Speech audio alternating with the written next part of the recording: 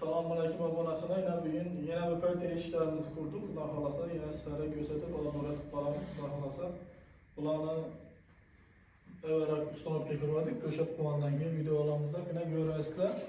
4 meşrapi kalyon aynanishlari bilan yine Fordoy Xudo xolasa baho beraversizlar. Selkem filmini bo'lib chiqdi Xudo xolasa.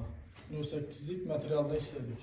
Qo'ldan kelsa dabollari hamma narsasi bilan. Xudo bana zevkayla oldu, bana Fordo'yu iş görüp oynanı geliştirip işledik. Karşıları, karolaları, sıkılıp koldan gelince işledik göreverse bundan sonra. Daha bir iş kurduk, 2 ama 4 dosalık yine aramız göreverse yine.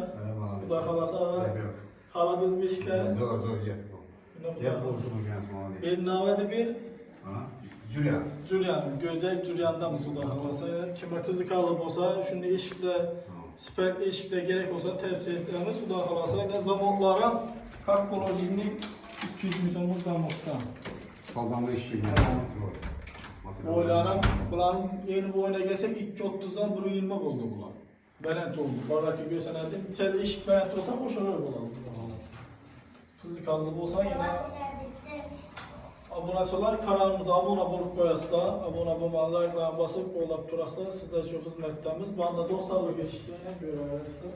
Dostlarlık eşiklerimiz. Hemesinde dabur oldu bulan. Hemesinde dabur var.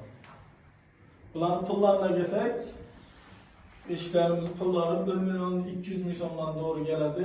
Sonra gelişip işletmelerimiz. Kvadrat değil mi var? Hava kvadratı 1 milyon 200 milyondan. Şimdi gelişte varyantı var. Şimdi baha sonra ne kadar abonaçılarımız. Kime kızı kaldı olsa şimdi işte başkası varyantları, bazıları varyantları, uyma varyantları. Şimdi sıfır eşik gerek olsa telefon kılaverdiler Xudo xolasa. Yine devam edebiliriz eşiklerimiz.